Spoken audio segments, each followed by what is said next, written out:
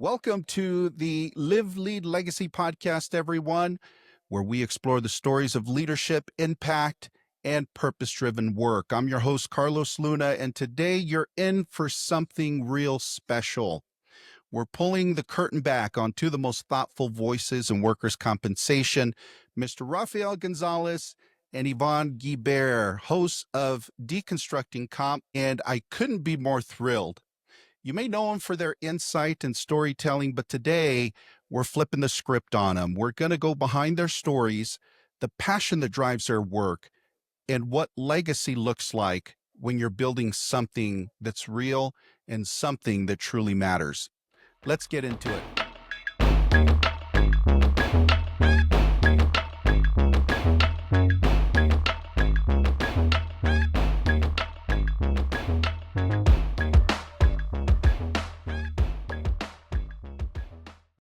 Rafael and Yvonne, so how much do you actually love me and my podcast? I told you and I told Rafael, I'm super excited because for once I get to show up and let somebody else do the work. And I get to really have fun just talking and exploring the different things we're going to chat about. So it's going to be a lot of fun. I'm excited. Well, I love it. I love the fact that you're both here. So, Rafael, I know you've been a traveling maniac the last couple of months. That seems to be your life always. So I'm just tickled that you were able to take some time out of your busy schedule to be with us today. We love you, Carlos. Really happy to be here. I think we're going to have a great time today. I have a feeling this is going to end up being one of our favorite events ever. Well, you know how much I love you guys and how I feel about you both. I'm always going to be fishing for compliments from you. So just bear with me throughout the episode today, okay? Love funny. you, Carlos. Love you. I love you too, by the way. I get criticized often for not saying enough I love you. So You're there so you go. funny. I love it. But, you know, in all seriousness, I think that your story and what you guys have built over the last number of years in Deconstructing Comp is truly unique. It carries a great deal of value. You guys have managed to wrangle in some very important people in our industry and have had some very impactful conversations that I think will continue to have an impact on our industry for years to come. And I want to sort of start at the beginning with you guys. How did the two of you guys meet? You've just got this way about your relationship, and I'm always curious where that comes from. What sparked the idea for Deconstructing Comp? Well, so Ralph and I have known each other a long while. I couldn't tell you exactly when I first met him because we've both been in the industry for a while. As we like to say, we're tenured. And so we always would cross paths at conferences, like I do with a lot of people, pull them into educational sessions that I was involved in putting together. And it was actually Rafael's idea to start the podcast. So as I recall, you can keep me honest here, Rafael, but as I recall, we were chatting and he suggested it. I'm like, get the hell out of here, man. What are you talking about? Who would want to listen to me on a podcast? And so that went on for about a year. And then, Carlos, still remember this. I think the catapult was really the year at Comp Laude when I got up to tell my story in the People's Choice Awards. And that really, well, a lot of things changed after I got up and told that story. But after I got through that, and the reaction to it was so overwhelming as far as people, and I think you were one of them, coming up to me and just sharing how me telling that story made them feel. And so I went back to Rafael. I'm like, you know what? I think maybe I might want to try this now. And then COVID happened. We had to get through COVID. So, but it all started because Rafael suggested it, planted a seed, and then it sort of grew. And those are the best kinds of ideas.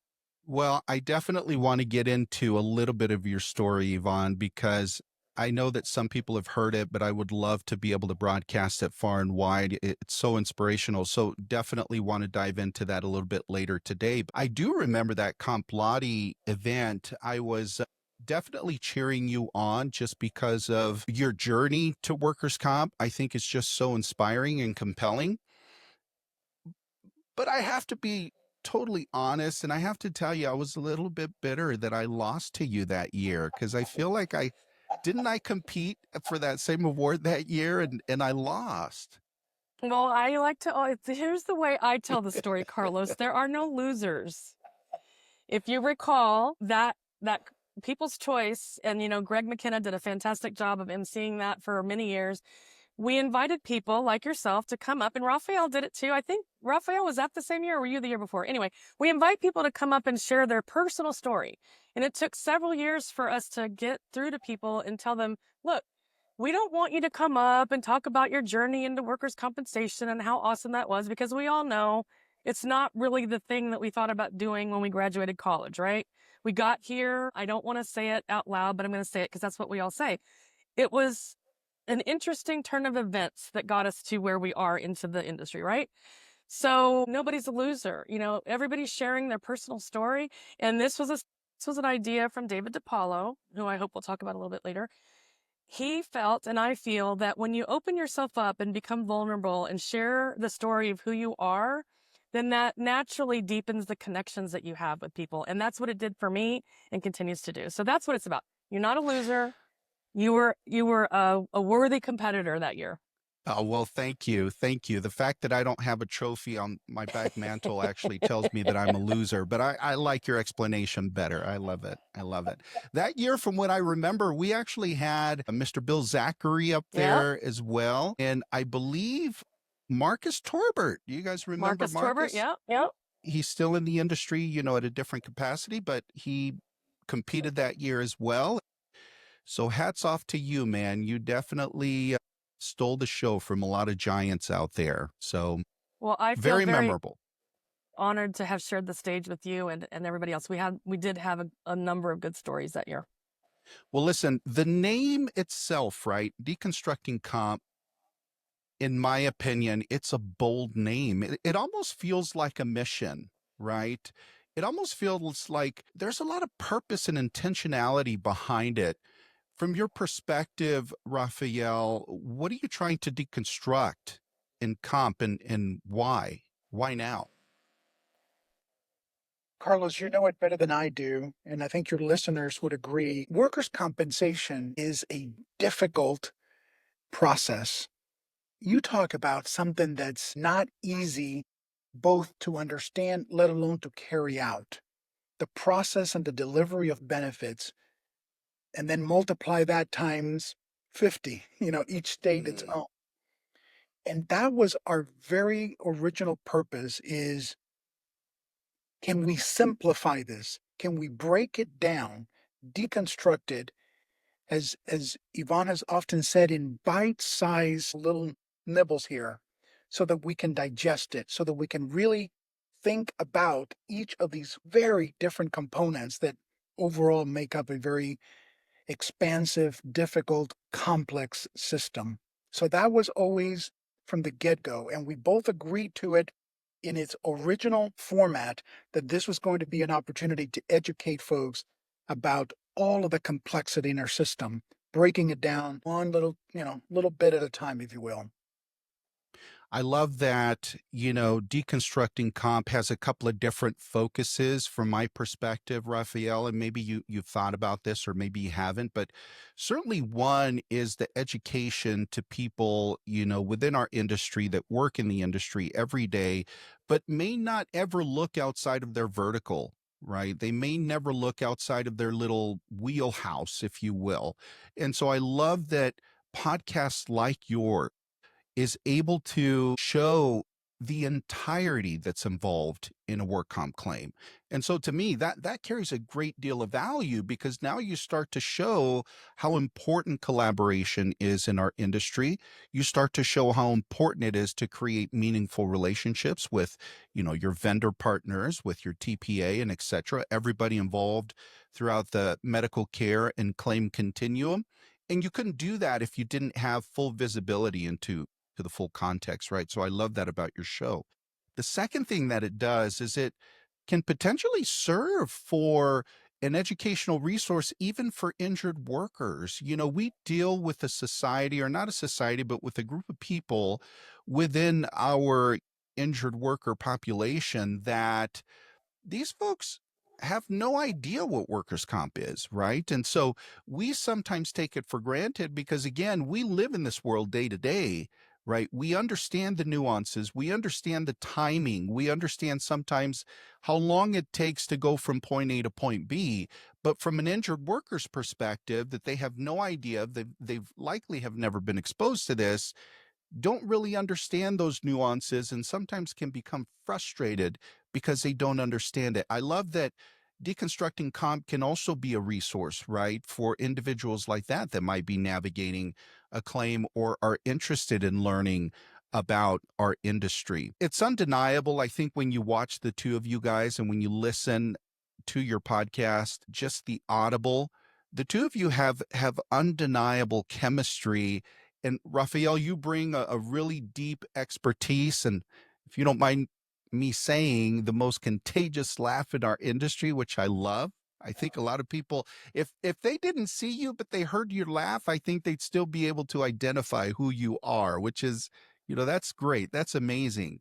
And then Yvonne, you bring such a great brand and messaging brilliance that, very few people in the marketing world ever have. And if you don't mind me saying, you bring that sensibility, to the show that sometimes, quite honestly, Rafael and myself, we lack at times, right? Because we're so passionate about what we do. And sometimes you have to reel us back in. How do those roles in your perspective complement each other behind the scenes? And has anything surprised you about this partnership that the two of you have developed over the years? You're right. Rafael has a contagious laugh and I love it. Let's see. Let me unpack what you just said. So yeah, I do find myself in the role often, both for the deconstructing comp or whenever I'm, you and I, Carlos, we've done sessions before. And so I always find myself kind of honing into what's our takeaway message, right? Because we do these sessions at conferences for an hour. An hour is really not a long time to break down a really complex anything in our system. You pick any topic in our system, and to talk about it for an hour, you're not going to barely scratch the surface. And so I do find myself honing in on what's the clear message we're trying to deliver here and trying to keep on point. And man, I've had ask Rafael, there's been times where I'm like cursing and throwing things at the end of a taping because I'm like, damn it, we got so far off track. But I'll tell you this. After I walk away, so I'm going to give a little bit about myself of being a hot-headed redhead. Once I walk away and calm down and I come back and I re-listen to the episode, there's never been an episode that we've recorded, no matter how upset I get thinking that we've completely lost the mark. I'll go back, I'll listen, and there's always, always, always great substantive information there. And Rafael and I always say, we marvel at the fact that we show up and we learn something from every interview that we do. And I think that's just amazing. I love that. I really do. Because you're so right, Yvonne. Sometimes we think we know what we're about to walk into, and then we often say it after we hang up with our guest. That was awesome. I learned this. I learned that. I don't think I realized that it was done this way or that way. So you're right. We're learning through it. And this is, like you said, seasoned folks. We've been around the block or two. So I continuously love that aspect of interviewing our folks and learning it through their eyes and through their personal experience. It really is fun. Yeah. So I want you guys to think back, right? I said earlier in the introduction, we want to peek behind the curtain here. Oftentimes people just see the polished version, right? The end result of what you're doing. But I want you to think back and I want you to tell us about a time, maybe early on when you started in the podcast, when things didn't go as planned, right? Maybe the first recording, if you had a tech fail, maybe even creative differences. Rafael wanted to do this really deep dive into Medicare secondary payer issues, and Yvonne wanted to, really dive into return to work, and you guys just, had it out verbally. Tell us about one of those times. Well, I hope I'm not going to get myself into trouble here, but more ways than one. But I mean, I think so those were some of my concerns, Carlos, to be honest, in the very beginning, before we even started to record, I was very concerned about that. And I would say that we had many conversations where I would say, Ralph, this is never going to work, man. You are so into, anytime you open up a conversation, you go so deep into Medicare secondary compliance, no matter what we start talking about, that I can't stand it. So we're going to have some sort of a, moratorium on how we do that. So pretty early on, and I hope this isn't going to come off worse than I think it sounds in my head, we established that brace yourself. I can already tell this is going to be a doozy. we pretty much established that Yvonne would be the driver. And so if you listen back at the early episodes, you'll hear it. And even sometimes now, I will just cut the mic off and I won't let Rafael talk, right? If I think he's going down the wrong tangent, and he does sometimes, I will break in, I'll cut his mic off, and I'll just steer the conversation where it needs to go. And oh my gosh. He's pretty good at that. Now, I sound like I have gotten comments on sessions and comments when we're passing in the hallway at conferences like, Yvonne, you need to let Rafael talk more. You're so mean to him. You're treating Rafael like the second child, like the middle child. Have you seen those TikToks where like the eldest says, hi, I'm so-and-so. I'm the eldest child of so-and-so, and I love to do this. And then they cut to the youngest child. Hi, I'm the youngest child. I love to play with Transformers. And then the middle child, they're like, hi, I'm click. And they cut him off. You're totally treating Rafael like the middle child. Well, and Rafael, back me up here. We have talked about this a lot, and we genuinely do. We obviously get along well, right?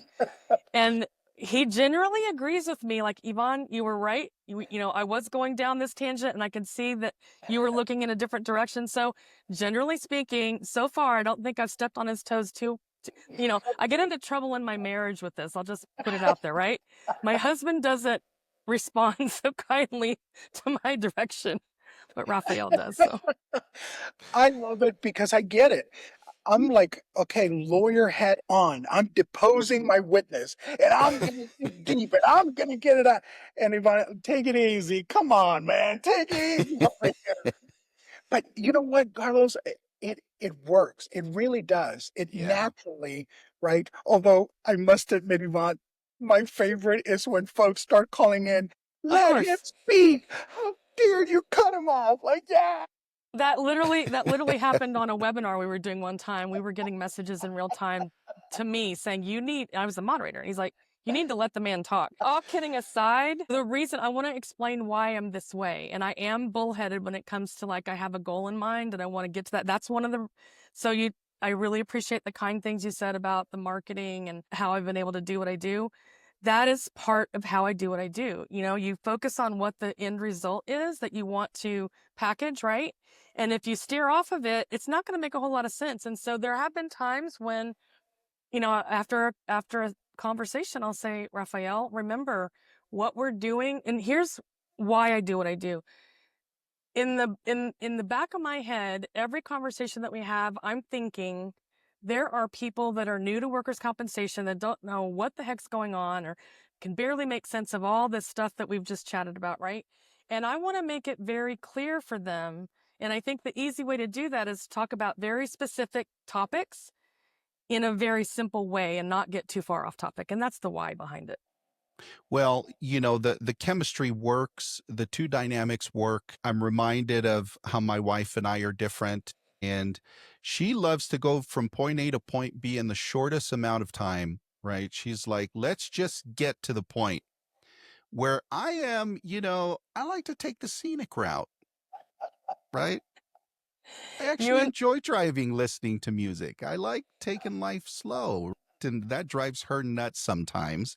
But no, it definitely works. And I think that you guys have amassed listeners that can really appreciate both of your perspectives and both of your styles. And it goes without saying, Yvonne and Rafael, the two of you have this really unique gift, and you probably have heard other people verbalize this to you. You really have this ability to make workers' comp feel personal and, quite honestly, emotional at times, right? And that's rare. It's something that I think is critically important to remind ourselves of. So here's my question to you. Why do you think that the human side of comp is often overlooked in our day-to-day work? And how do you bring that back to the forefront throughout your show. I and I play, I think, this role in Yvonne's and I relationship and the work that we do together. I'm often the guy asking, how much is that going to cost? Who's going to pay for that in the system, right? I don't know, the training in me, right, warrants that. The reality of it is, and Yvonne has made a career, I think, in progressing, teaching us, advancing this idea, this theory that this is about the injured worker, right? That at the center of this entire process and system is an injured worker. I mean, and probably even before Comp Lottie and the programs she's put together where she's brought these injured workers, significantly injured, catastrophically injured, that have put their lives back together again, to be able to hear their story, their perspective on all aspects of the system, sometimes not so positive, but real. Man, you talk about learning a different component, the real aspect of what this is all about. Love that. I mean, I just can't say enough about what that does to you and learning about the process and how it affects individuals whom this is all created for, right? This is exactly who's the beneficiary of this entire process that we're creating together. So I love that. And she has brought that for a really long time to the industry, still doing it today. Just love that. Thanks. Well, I think that from my perspective, to your question, Carlos, why does it get lost in the industry? What we do is hard. We talked about how fragmented and how many stakeholders there are in the system. And I will just refer to what's going on in the state of the world right now. There's a lot of chaos happening. There's a lot of noise happening, right? And so what most humans do in order to get through the chaos and the noise is to compartmentalize, right? Only focus on the thing that they are dealing with right in front of them, and that allows them to move through the noise without getting sucked in different ways. So I think that's the reason, largely, if I can paint a broad stroke. But there's also, because there's so many different stakeholders, people get lost in the bigger picture.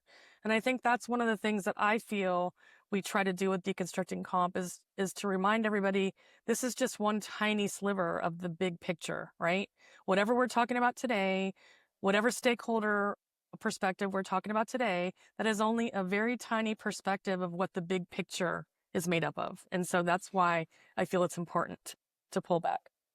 Well, thank you for that explanation. I want you each to think maybe of a story or a guest, maybe, or an episode just in general, right, that truly moved you. Was there ever a time where the two of you, I know you talked earlier about how sometimes you come across these unexpected gems, right? And obviously you invite people to your show that you know are going to bring some very engaging content for your audience that has value. But has there ever been a time or an episode that you've been a part of, whether it's been, in person? I know that you both travel to certain conferences where you'll do the podcasting there on site. And oftentimes you may also do virtual things like we're doing now. Was there ever a time, an episode or a guest that just, man, they really impacted you profoundly? I'll take a crack at that. We've had more than 100 guests on the podcast, Carlos. We have learned from each and every one of them. We really have. And all of them bring a different perspective, a different angle, right? That's why it's so interesting. And that's what we learned from it. For me, and this is fairly recent, Josh Schuett's episode really moved me because for the first time, and I love him, I love everything about him. He brings such incredible energy to our world, right? Into the industry. He's such a good, caring father, husband, and a professional. But to hear someone like him, who I just admire, talk about the personal aspect of how the work is hard and how emotional he gets about it and how difficult sometimes it is, walk through and help individuals because their lives matter to him, because their improvement matter to him, and how he has struggled with the emotional component of that, that that brought it home for me. That really, it registered. It was powerful. It didn't get any better than that. So that was an episode that really touched me, that really moved me, as he always does. But the reality of that through his voice, and he's telling us, wow, that really got to me. Yvonne, how about for you? It's really hard for me to say one person in particular because I do carry something away from everyone, but I actually one that I would say surprised me more than anything. It hasn't aired yet. We're about to air it real soon. Is our interview recently with Dr. Marcos Iglesias. Right on air as we started our interview, I've known him for so long and had so many conversations. I just assumed that we'd already interviewed him on our podcast, and he reminded me, actually, this is the first time I've been on your podcast. And I was like, get the heck out of here. And I was literally dumbfounded. And of course, the interview went on, and he's so articulate and warm and caring. And we had a great interview that came after that. But aside from Dr. Iglesias that genuinely shocked me, there's just so many. It's hard to pick one. I mean, talking to Bill Zachary. So anytime you have a conversation with Bill Zachary, and this is the way I truly feel, he's so smart and so intelligent and knows so much about this industry. For me to be able to walk away and not pass out from sheer oh my gosh, I didn't make it through that conversation. When I am able to walk away and say, phew, I made it through that conversation, I actually understood most of what we were talking about, I feel really good. Yeah, no, I agree with you. Each of those gentlemen definitely is tour de force in their own right. They're very impactful, very influential for a reason. And I'll tell you what, I envy the fact that you've been able to just get such richness out of these interviews that you've had with each of them. Yvonne, Rafael mentioned earlier just your involvement in terms of turning the spotlight on the injured worker's perspective. And you've been instrumental really throughout the years at, getting injured workers involved within our industry events, which I think is incredibly important. But you've been hugely responsible for bringing that perspective to, a platform that I think it deserves in front of all of the individuals that make these claims happen. Why is this so important to you? Why do you feel so compelled to do that? Well, so I can't take full credit, honestly. I helped to make it happen, but that was an idea that David DiPaolo had. When he first told me the idea, I loved it. From taking a step back and, just kind of thinking back on my career, I have always looked for opportunities to be able to do something different. And so when actually Joe Peduta is the one that put me in touch with David DiPaolo, and when I first met David DiPaolo, it almost didn't work out because David was like, oh, you live in Florida? I need somebody here in Los Angeles. Goodbye. And I'm like, wait. So we met at an NCCI in May that year, and he sat down and we talked about a lot of things. And he shared that idea about, putting the injured worker front and center into the conversation. So that was May. And in December that year, we had our first Comp Laude, as it became to be that year at the LAX, I think it was a Marriott airport. So it was David DiPaolo that really had the vision of putting the injured worker. And if you remember, those of you that have watched his or read his blog, he often talked about the injured worker. He had many ongoing conversations with some injured workers that had some pretty catastrophic cases going on. And so I attribute that to him, and I just bought into the idea because it was a really good idea. The first couple of years as we were going around, and I would go shoulder to shoulder with David DiPaolo talking to people about this idea, and people would look at us and say, you're crazy. We actually had speakers from the LA area that told us, and there was an event that Work Comp Central had been doing for many years before it evolved into Comp Laude, and they would invite the attorney educators that they worked with, in their educational sessions. Several of them boycotted the conference when they found out we were bringing injured workers because they thought it was a conflict of interest. And so it was not an easy toe, if you know what I mean. And then we got a lot of pushback, and it took a while to get it to take root. But now that it has, it's rare, I think now, to see a conference where you don't see an injured worker on a panel somewhere. And I always get a really big smile on my face when I see that, because I feel like that was that's a mark of what David DiPaolo started, and I just helped him realize it. Well, may David DiPaolo rest in peace, and I'm sure he's looking down on his work, continuing to live on with a great deal of pride. I remember I had an opportunity to meet with David DiPaolo at a WCRI conference, and the first time I met, I shook his hand and I said, "Hi, I'm Carlos Luna," and he says, "Yeah, I know who you are. I read your blog." And I totally went like fanboy, right? I was so flabbergasted that he actually took time to read my blog, but he was a very considerate human being. Yeah. And I still remember, and maybe many people that are watching this episode that knew David, that read his work, that followed his work, that, subscribed to Work Comp Central, remember the day that we all got the news, the terrible news that he had passed away. I remember I was personally at the CCWC conference in California when the news broke, and it was just man, it was such a weight, because you knew that not only did this world lose a great person, but our industry just a leader of leaders, and someone that always carried, in my opinion, a great balance between the applicant side of workers' comp as well as the defense side of the house, which I thought was just incredibly important and what we needed at the time within the industry. So thank you for sharing that, Yvonne. I really appreciate it. Now, you're both on a podcast called Live, Lead, Legacy.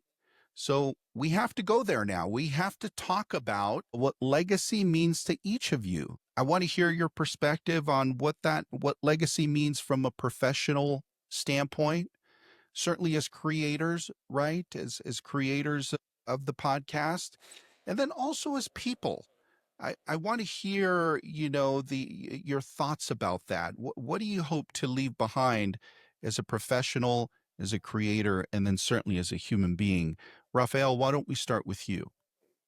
Carlos, I think, and this is part of the reason why I think Yvonne and I have always gotten along so well and have seen eye to eye and have really enjoyed advancing this work that we're doing together. Because I think at the heart of it, it's all about education. Mm. It's all about making sure that we are all aware. That's why I love the name, and it's all Yvonne, deconstructing this thing, right? And really examining little tiny bits and pieces, really focus on, understand that, and now build that second, third, and fourth layer to it. I have been a big proponent of education my entire legal career from the very beginning, because number one, I enjoy it, right? I like the exercise of breaking that down, of seeing that moment in somebody's eyes where, got it, I finally understand it. Now I can see it. Now I can ask. Now I can poke at it and really examine it and learn from it. So for me, part of the joy, the pleasure, the wonderfulness of this entire experience, and I think I have made it a motto my entire career, will continue to do that, is to help our industry as a whole to better understand this entire process, which is unlike any other in the entire world. I've taught comparative courses in workers' comp, comparing ours to other countries around the world, and there's nothing quite like what we've got here. It's complex, and what we do is very different. When we break it apart and we give it to private vendors and private sources to deliver this benefit, unlike in many other countries where the state does that, it is difficult, undeniably. But wow, what an incredible thing that we have all created here. So for me, the legacy is to at least having attempted to try, right, for all of us to get better at it, to truly understand it, and to truly continue to make it better, to make it more accessible, to make it more fair, to make sure that it serves its original and intended purpose. So for me, it's pretty simple. Definitely, I agree with what Rafael said, but for me, I just really want to leave things in better shape than I found them, right? When I came into the industry, I had no idea I was going to stay in this industry for my entire career. I really didn't, but I did meet Joe Paduta there. He would be one of my early on mentors, and it was difficult for me to learn and cobble together what I consider to be a working understanding of why things are the way they are and how to navigate all that. And so I think all along what has pushed me, what has driven me, is to make that part easier for the folks that are coming up behind me. And we all talk about this all the time, right? We definitely need to have new interested people into the industry. And I just want to make sure that they have tools and resources that make it easier for them to get to the business of what they need to do, because it's a lot, right? There's a lot that we need to do, and there's a lot that needs to be done. And I just like to make it easier and maybe a little bit more enjoyable for those folks, because it wasn't so enjoyable for me in the early years. Yeah, when you're new in this industry, it really tends to wear on you, and it's not until you really get to see the big picture that you understand how your work plugs in, and it's a bit more manageable at that point. But yeah, it's what we do is not for the faint of heart, that's for sure. Well, that's So you what I often tell people, and we talk about this a lot on the podcast, right? You might think that what you're doing isn't important or nobody's ever going to notice, but that's really not, it couldn't be further from the truth. And one thing we talk about is that this industry, as complex as it is, I can't think of another industry where you get to see so many different facets of humanness, right? At work in one day, in 1 week. And I think that's what keeps Rafael and I and many of us sort of plugged in. But when you really take a look at that, it's just a fascinating fabric, kaleidoscope, if you will, of different people and different things coming together that I think is just so fascinating. And I'd love to be able to turn more people onto that. We're still working on our kids, right, Ralph?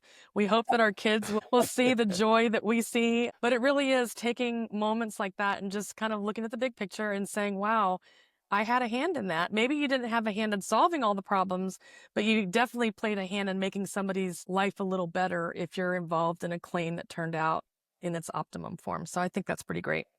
So a few minutes ago, Yvonne, you mentioned that you met Joe Peduta in the industry. He became a mentor of sorts. Rafael, I'm curious. I don't think I've ever asked you this question, but have you ever had mentors or maybe even experiences such as maybe like a failure throughout your career that helped shape the way that you lead today? What types of lessons have you learned from monumental failures in your career, Rafael? So, an early mentor for me, I was so incredibly lucky, Carlos. I was able to see this comp system, all three layers, right, of both at the executive branch, at the judicial branch, at the legislative branch. Through law school, I got to experience and got to work with um, Justice Gerald Cogan, was a Florida Supreme Court justice. He has since passed away, and I worked for him.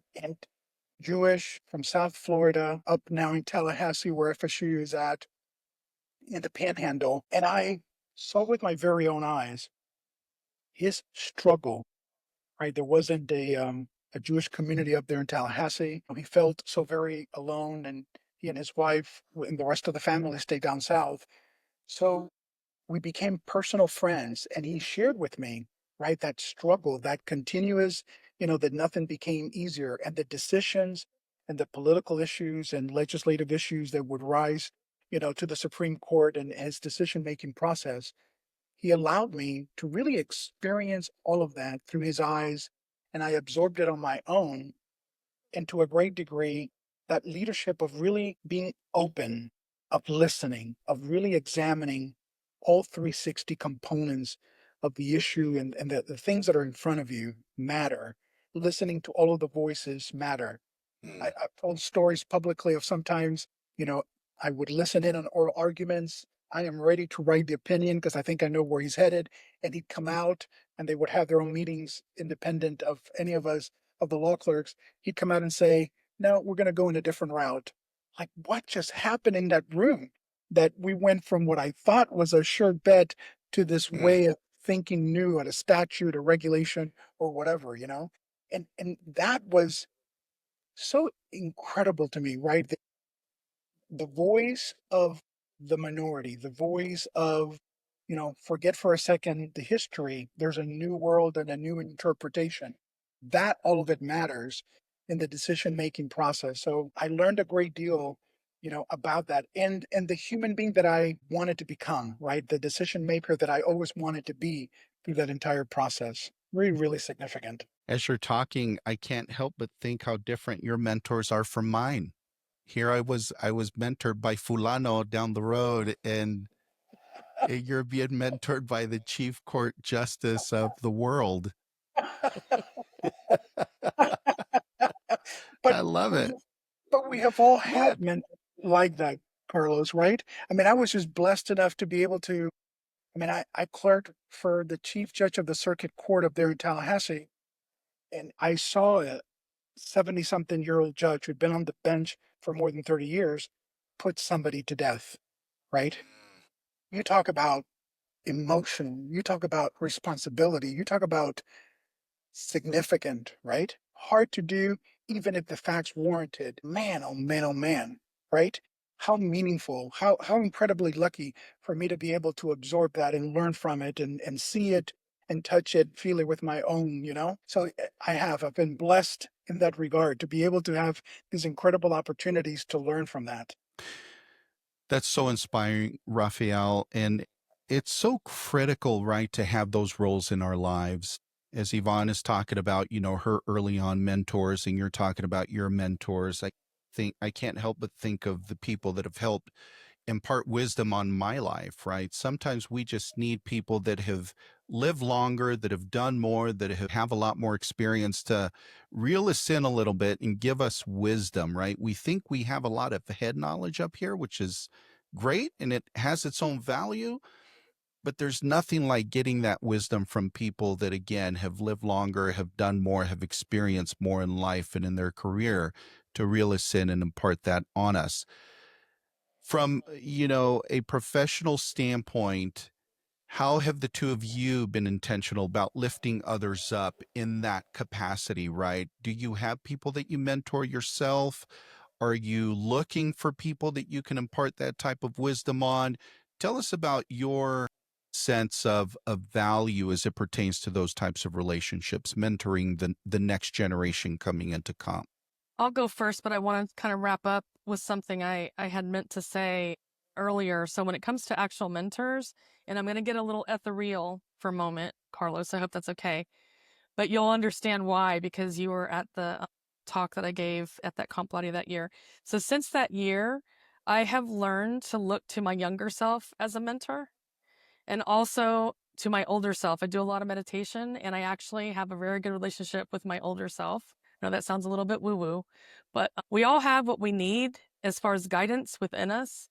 And of course, I have many people to thank along the way, but I really do and cannot say enough how important it is to get in tune with yourself, because we carry a lot of inner wisdom with us every day. And as far as, what was your question now? I'm sorry, I got off track. Well, how are you being intentional about mentoring the next generation, right? And being that source of wisdom for the next wave of professionals? So, I mean, I haven't been able to do what I consider to be one-on-one mentoring. I've wanted to for a long time, but there's going to be a shift here in the next year, and I will get very involved in that. But I kind of take the whole concept of deconstructing comp as a form of mentoring. I do get to meet a lot of people. For the last several years, Rafael and I have commented on how refreshing and energizing it is to see the new folks, for example, that show up at WCI. And I know a lot of them have come to me. I'm very active on the app. And so that is sort of a form of mentoring, because I put myself out there, invite them to come talk to me, ask me questions, whatever. And then I make a point to see them and meet them in person at the conference. So this year, actually, a culmination of that has happened. What has happened over several years is coming to be, and we're doing a 3-hour track called the Crash Course in Workers' Comp, and that was designed specifically for newer folks to workers' compensation. So we hope that will be an attractant to like some newer folks that are new to the industry. But so next year I'm going to do more intentional mentoring, one-on-one mentoring with people, and that is what I intend to do with these last. Ralph and I always joke about how we never see ourselves never doing this anymore because we just love it so much. For the last years of my career, I would really love to do more intentional mentoring. As I see the two of you continue to, contribute to the overall landscape of where we work, I can't help but think that you are going to do this forever. You're going to look the same forever. You're going to be awesome forever. And I, for one, love the fact that you're going to be around forever. So thank you for being willing to do it forever. So let's get honest here for a second, guys. Podcasting has exploded, right, over the last couple of years. It feels like everybody and their puppy has a podcast. I almost said something else, but I didn't want to offend people out there. It seems like everybody has a podcast, right? Everybody wants their slice of the virtual world, which is great. But from your perspective and just your experience, right, impart some wisdom on us right now. What's something that people don't realize about the real work that goes into podcasting from what you've experienced? I want to give Yvonne a bite at this, because people often ask me. My response is always, talk to the boss, right? She carries the water here. It is hard work, right? To think about the topic, the specific, I don't know, bridging or architecture of the messaging, right? And we go an entire season to try and formulate perspectives, angles, different components of this equation, teaching folks along the way and telling a story as we go. Folks, that does not happen by chance. There is an architect behind all of that. Her name is Yvonne Guibert. We chase after individuals and folks to try and bring us those perspectives, and I think she works hard at making sure, that I stay on track. And show up. And so there's been a couple times where he has not shown up. Oh my goodness. Carlos, one of those times was when we were in Palm Springs last year. Remember? Wasn't it last year or was that 2 years ago? Could have been 2 years ago. You and I had a great experience. Where was Rafael? Yeah, that's right. Missing in action. I do remember that. Where was I? On Mississippi or something like that?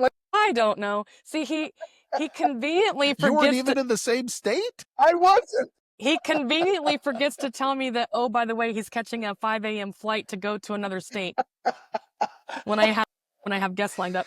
So to seriously answer your question, there is a lot of hard work. Everybody, it's like anything else. You could take any element of anything, putting together, monthly webinars for a year, putting together a conference, putting together anything.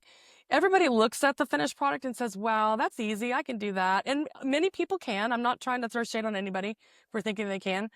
But oftentimes people truly do not understand all the grueling, backbreaking hard work that goes into just making it happen. And so a big piece of that with podcasting, and we already talked about it, one of the big reasons that I had lost track of the fact that we didn't have Dr. Iglesias on the show before was simply because it wasn't because we hadn't invited him. We just could never make it work. And so that's a real challenge in our busy, busy, busy world. We're all very busy. We all have a lot on our plates, and we're asking people to show up and spend time to talk to us for an hour, right? And it doesn't always work out. I mean, Rafael can attest to this. We have a long list of people that we started out with in year one, and there are still a good number of people from year one that we have not had on the podcast yet. And we're not going to give up. It's just always an exercise, and we're just going to try again next year. So well, it's just if you ever need a stand-in, I'm your guy. So if Barack Obama says no, you can always call me. There you go. You go. With Rafael's connections over there. He's on my list. He's on my list, baby. He's coming. That's right. Well, you've been on our podcast before, but yes, we do need to have you back as a guest. I have, yes, and it was a lovely time. So, you're talking about how sometimes it is difficult, right? Working as a dynamic duo. Has there been a moment that in your mind you're like, man, I am fed up. I'm not doing this anymore. Has there been like a hard moment for you so far? And maybe that hard moment is just for you, Yvonne. I don't know. I get the impression that Rafael is just like, I'll take it as it comes. But has there been one of those moments where you're like, I'm hanging it up. This is not worth it? If I'm being completely honest, yes, I have gotten to that point several times. Several times? I haven't, not once. I'm loving it. Every day it's fantastic. Every interview, I'm loving these people. What a great job I've got. You're just happy to be here. Love it. But I know she has been there More than once, yes. Here's a follow-up question to that. So you guys are so different, right? You ask a question, the guest answers, and have you ever had like a major disagreement on air or maybe while you're recording where you're like, well, wait a minute, Yvonne, don't, let me give my perspective, right? Have you guys ever had that clash of the philosophies or clash of the ideas on air? I don't know that we've actually had a clash on air. Like I said, if you listen to when Yvonne takes the mic and steers the conversation in a different direction, that's me clashing with Rafael. I try to be as sensitive and as respectful as I can. But no, I think the biggest disagreements, there haven't been too many disagreements per se. Maybe just a difference in approach. But I would say those bigger, and I'll tell you, if I may, Rafael, you might not like me for saying this, but I think one of the biggest, and this was one of the times where I was like, you know what? F this, I'm out of here. Because if we can't talk about what we want to talk about, then what are we doing? And so that was at the national election last year. We had previously agreed that we were going to come on regardless of the outcome.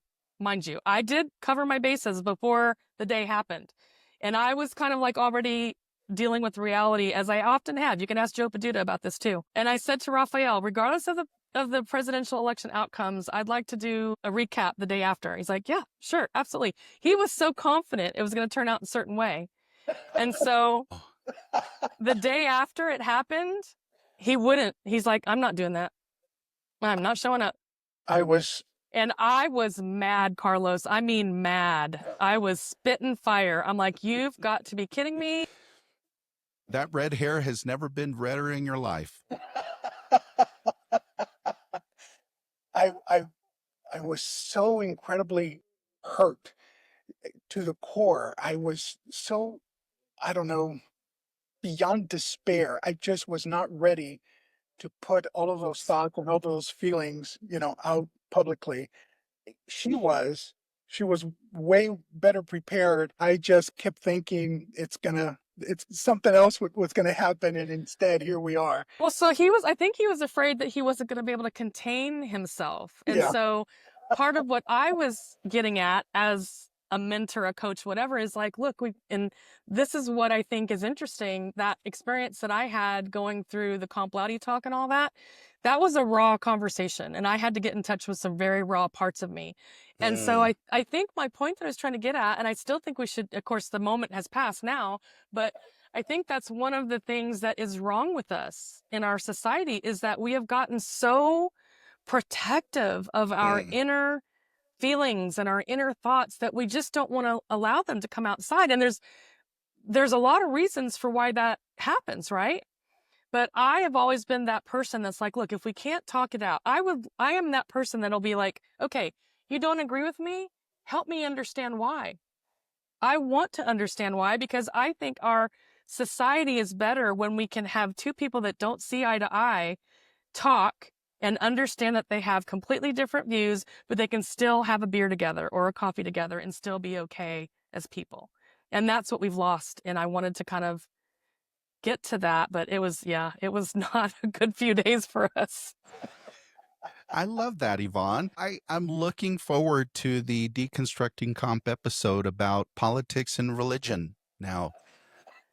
Well, if it were up to Mr. Gonzalez here.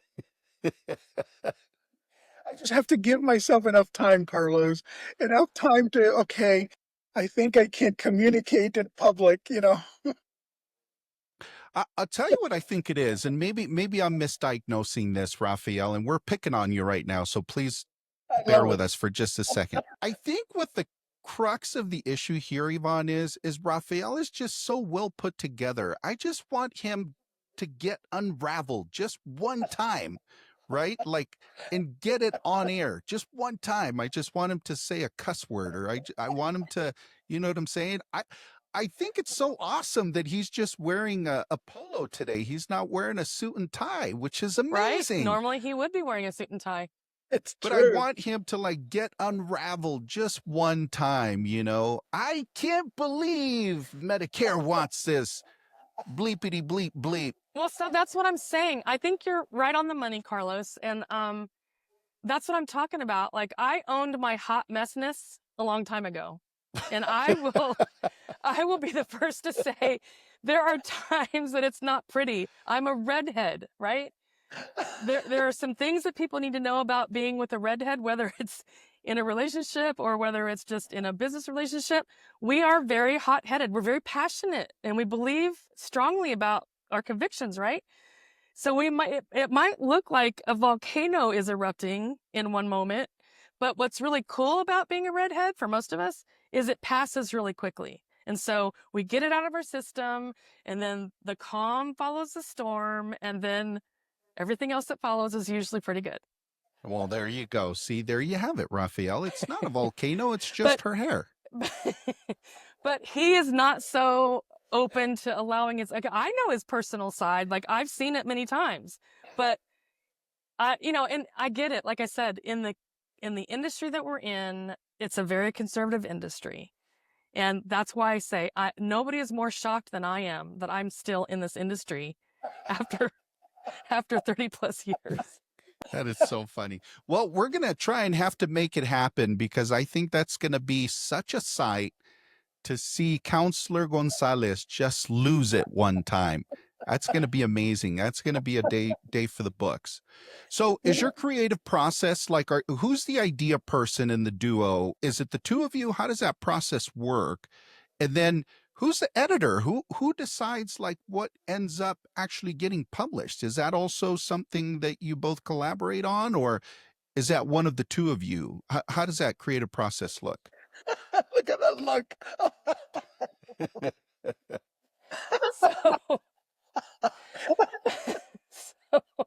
Oh boy, this is funny. So I would say we collaborate a lot when it comes to the idea. And so Mr. Gonzalez already gave you a glimpse of how that goes. He is the counselor. Whenever I have an idea, he puts on the suit.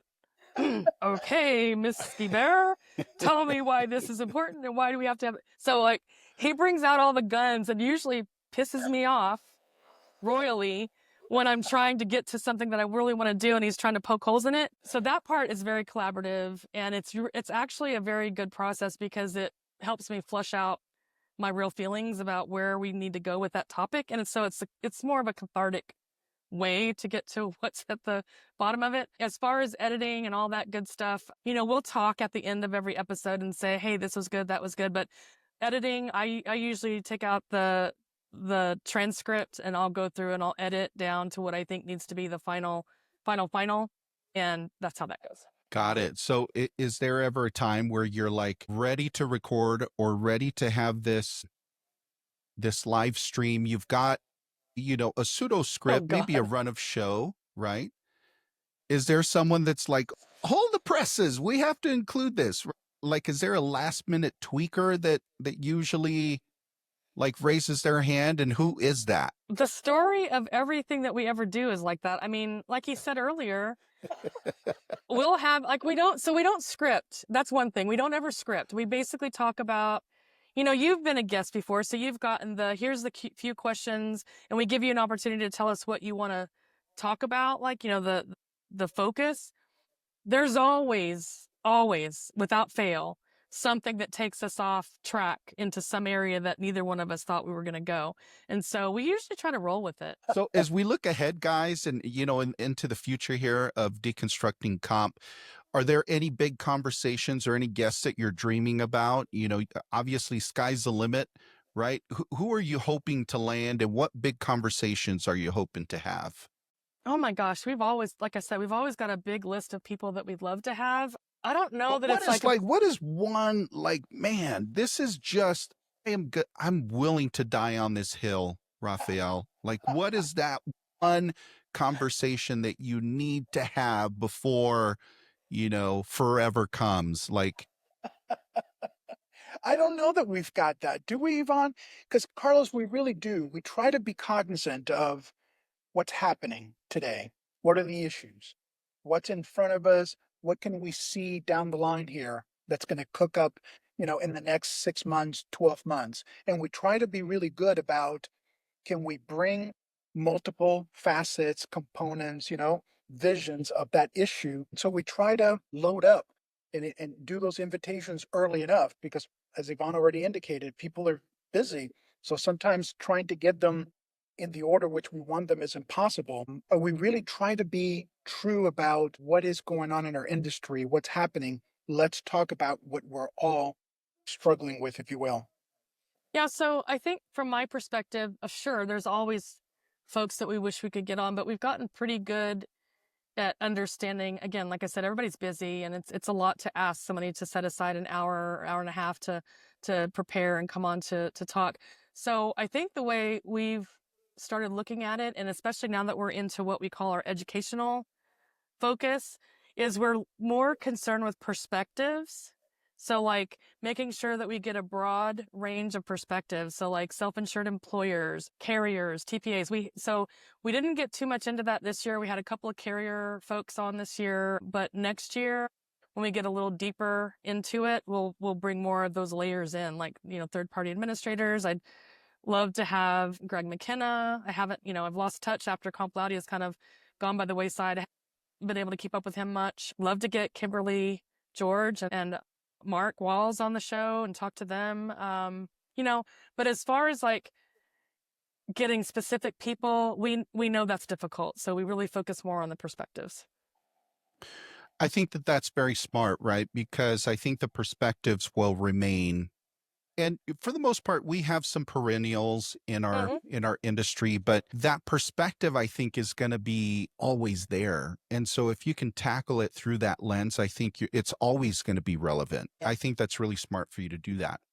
Yeah, and also too, it's I think Rafael, don't let me speak for you, please. If you disagree, please speak up. I think we're also embracing the importance of talking to folks that people don't get to hear every day, right? There are so many brilliant people in our industry. There really are people that are just showing up every single day and giving it their all and more, but we never hear about them. I asked this question to Rafael when I had him on the podcast by himself, Yvonne, and he gave a very thoughtful, very legal answer, which I loved, very well thought out. But I want to ask you, is there one thing that if you can change in workers' comp, right, over the next 5 to 10 years, what would that be? Big you have your question. magic wand. It's got little red hair on it. Red glittery wispy things. Okay, I think that in all seriousness, I think it's rooted in what we do every day. I think it would be to see people think beyond their own perception, right? Think outside of their bias. And I talk a lot about this, that we all have bias in our decision making, right? But it's like I said before, we all have a role to play in this industry, and we tend to look at everything from that perspective, right? It's to take a moment and think outside that perspective and have some consideration for what's happening with this other person over here, this attorney or that case manager or that claims adjuster or that injured worker. It's think outside of your own lane. And I believe we'd have a much better industry if we could all do more of that. I love that. I love that. What a great answer. It was a lot better than Rafael's. I'm just kidding. No, I'm just kidding. 42 USC 1395. Just change that comma in the end. We would.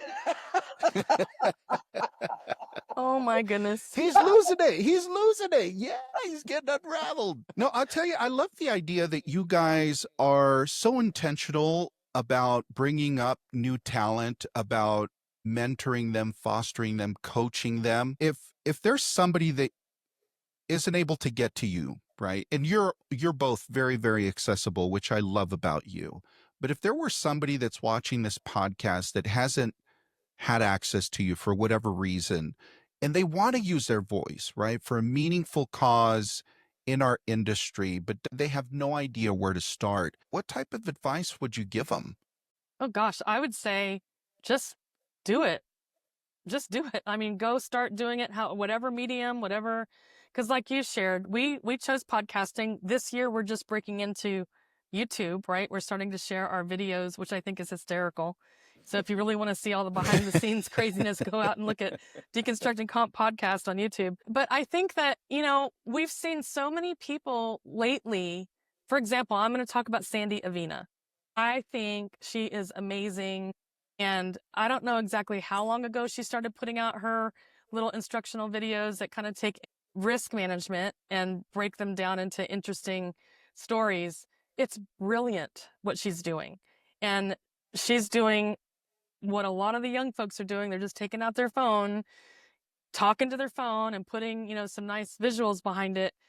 I tell my daughters this all the time. I have 2 young daughters that are of that age that can do whatever they want to do and tell their story.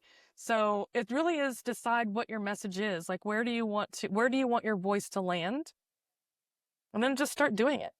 I really agree with that as well. Today, there are so many different ways of getting your message out, right? So maybe the hardest part of that is figuring out what is the message, what is the thing that you want to really focus on and put out there. Because I think the modality, right, the different things that are available to us today to get that out and about, my goodness gracious, when you start comparing that for the old dogs in the room, right, of what was available 20 Excuse me. He's talking about me and him, Carlos. He's not talking about you. Pardon me, Rafael. Hey, but you know what? I agree with what he's saying, because look at, just because, and this is what I had to get over, Carlos, and it's true. In the beginning stages when Rafael was saying, oh, let's do this podcast, I'm like, are you kidding me? That is just the craziest thing I think I've ever heard in my life. And you know why it was so unfathomable to me? It was because I was comparing myself to certain people that were already sort of in the limelight and very visible, and had actually been told personally a few times, like, oh, we have enough of this kind of thing going on. We don't need any more. But after I thought about it some more, and the way I've seen the world evolve over the past few years, there's just so many people. And again, I'm going to tie back to the complexities conversation. There's so many people out there that until you share your voice, you have no idea who it's going to connect you with, right? Until you do it.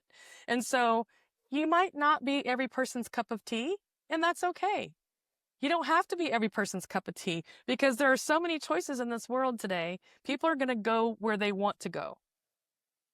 That's my philosophy anyway. So you put out there what you want to be in the world and the voice that you want to have out in the world, and the people that want to connect with that will connect with that. And we're living proof of that, right, Rafael?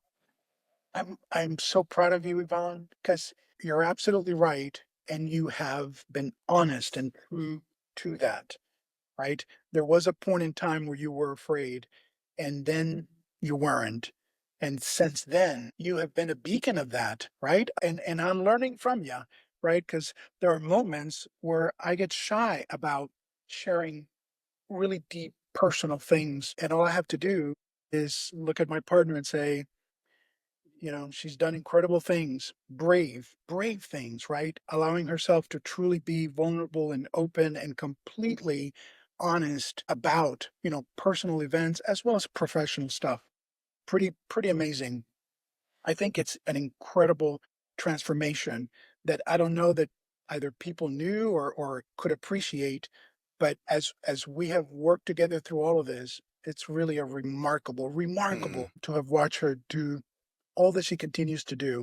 Carlos, one of the reasons why I think we very seldom, at least on air, disagree or anything like that is, and it's maybe the biggest joy in all of this for me, is the friendship that we have developed. We talk away from all of this all the time. We share family time together. We have had dinner with the girls, and as a family, we have really bonded, really enjoyed ourselves. I love her, right? She's a sister. She is someone that I admire, someone that I really believe in, someone that I will listen to because she means well. She's trying to do right by me, right? Make sure that I'm better. And that's something that how valuable, how incredible, Yes. right? That through work we found someone like that, someone that you could say a true friend, somebody I really admire, love, respect. Just incredible. Thank you, Would Ralph. you I feel like the to same about you. would you like to reciprocate, Yvonne, and talk about how much you love Rafael? That was really sweet and tender. I feel like it's like he just told you he loved you and he's waiting for you to say, I love you back. And he's just like waiting. Oh my God. Can you see He's me like, blushing? next question, please. He knows how I feel. And so, like I said, I get criticized for this a lot. I hold back because look, and there's a why behind it. Like, I do share a lot of myself, a lot more than I ever thought was possible. And I think people, look at, to be completely transparent, we are so close. There are times when I call him Kuko and I call Kuko Ralph. Kuko's my husband. So, and it's not what you think. It's just that we spend so much time together, like he said, that it's just there. He's always top of mind, and somebody, like he said, I'll say the words as well, Rafael. I love you. I cherish you. I respect you. I really appreciate the relationship that we have. You're sweet, Yvonne. I'm going to put like little heart emojis raining down. People are going to be listening to this going, my What? God, they've lost their minds. Oh, my Lord. Into you.